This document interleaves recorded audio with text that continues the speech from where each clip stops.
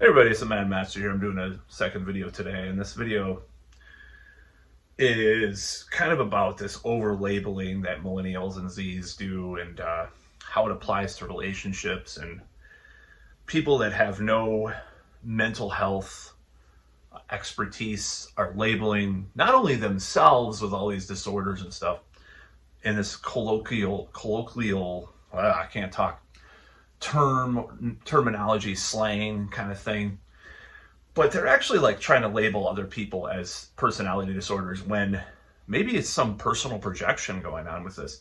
And this is like this whole like people that get women that get into relationships, especially. I'm not trying to genderify this whole conversation. I'm just saying that this is kind of like what I've seen out in the real world. And it's this and there was a meme that I shared a couple months ago on Facebook about this, because it's like, I don't remember how it went. I was trying to look for it on my phone.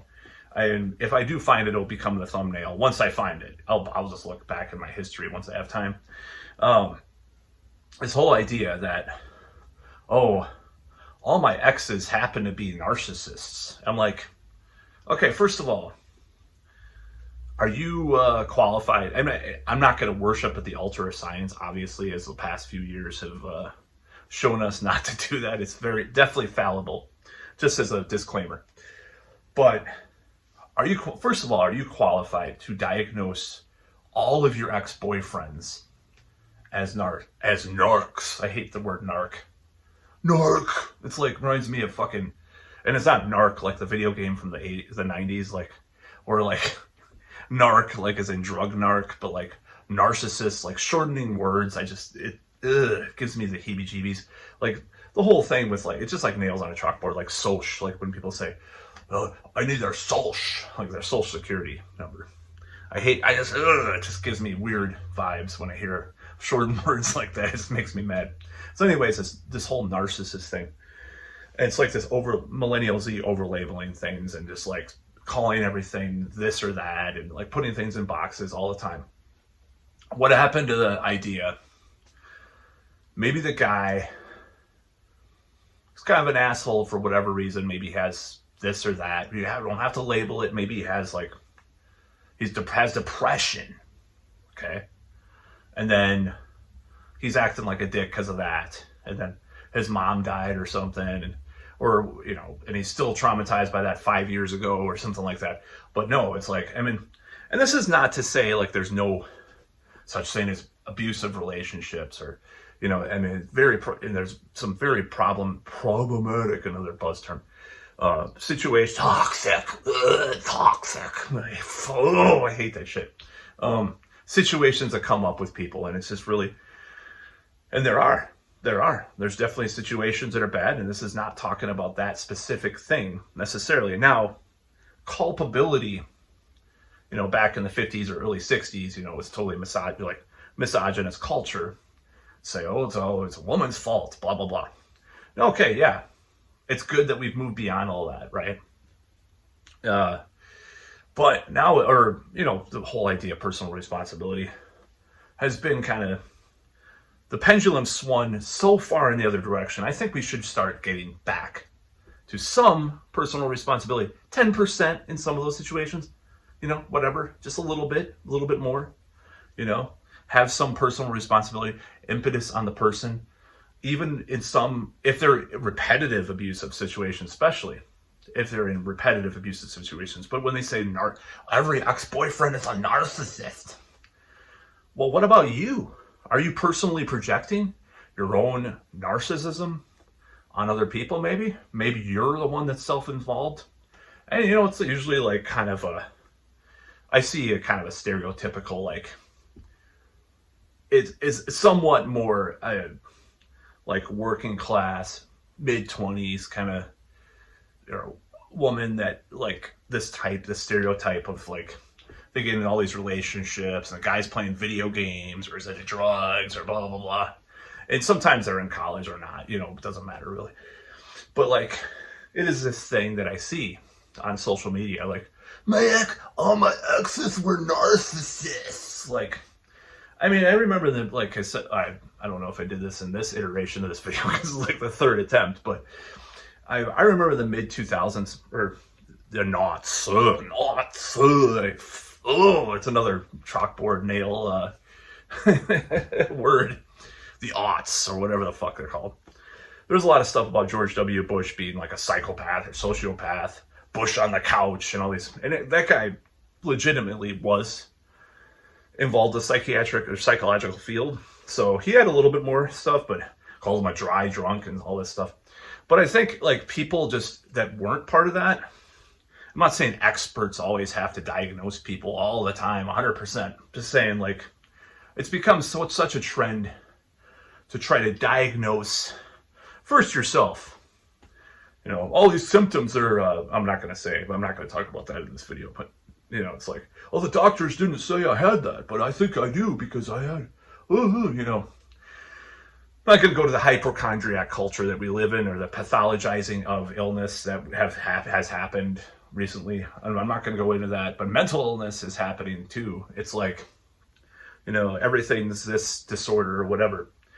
I think the pendulum's going way too far into that is what I'm saying. And I'm not saying that there's no legitimate things about mental health, obviously, you know, obviously, you know, but, you know, I'm just saying the whole idea that there's this woman that is totally not culpable for dating 6 other men that were narcissists, you know, that's just a bullshit. It's just totally flawed and fallacious idea that anything like that occurs. Like, I don't believe, first of all, that there's that many narcissists out there for a woman to coincidentally be with, you know, just giving an example, 6 of them in previous relationships.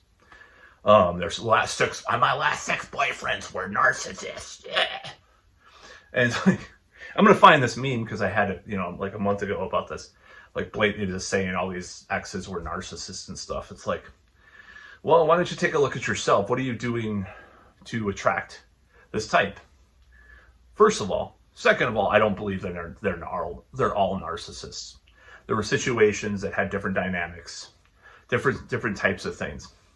You're doing something wrong if you think all your ex-boyfriends are narcissists, okay?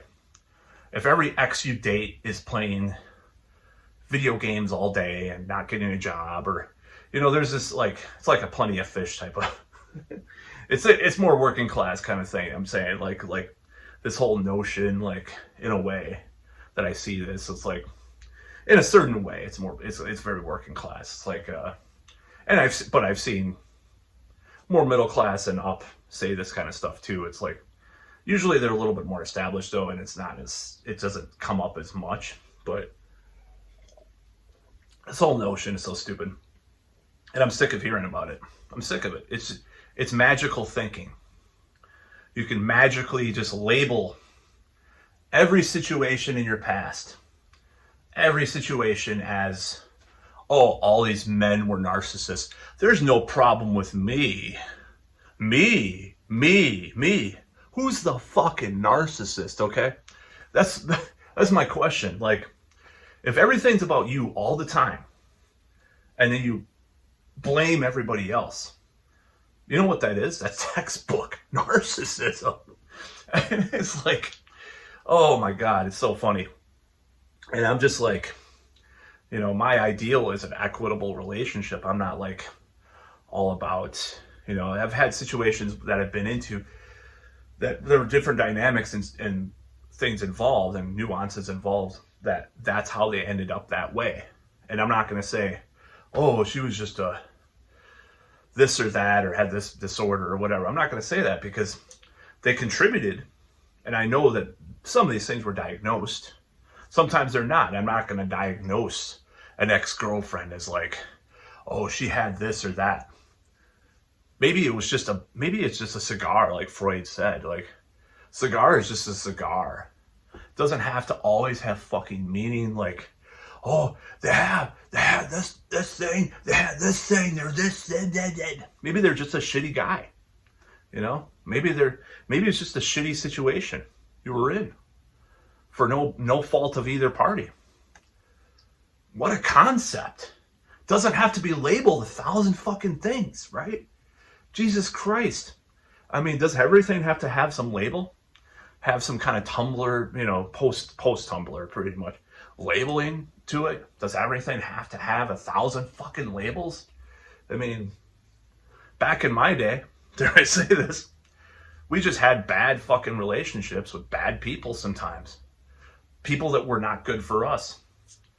Maybe the guy or the girl or whatever, maybe the next time they got married to the person and they were perfectly happy and fine. But that situation was toxic, or the combination was toxic, it's certain situations, certain things bring out the other things in the other person too. And they don't want to talk about those type of dynamics. They just want to label everybody. Just label everybody. Put a label, a stamp, a box on everybody. And that's really stupid. And it's very counterproductive. It's only going to lead to downfall of relationships in many ways and many types of situations, especially for these people involved. They're going to look at every situation and try to micromanage and put it under a microscope. Like, is he a narcissist?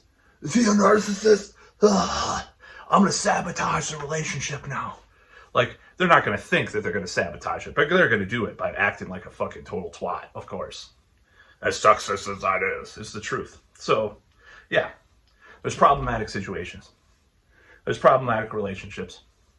They're not all because of some personality disorder that you read on fucking some internet, like, BuzzFeed article of top 5 ways your ex-boyfriend was a narcissist, or Cosmo, or whatever. I think it's more BuzzFeed nowadays than Cosmo, but those people aren't psychologists. They're not psychoanalysts for the most part. There might be like one token one that they quote in the article, quote mine in the article, and then they say this, oh, they're an expert, oh, So you don't know until a person has been in front of a mental health authority, and then interviewed and go through all these tests and all this stuff.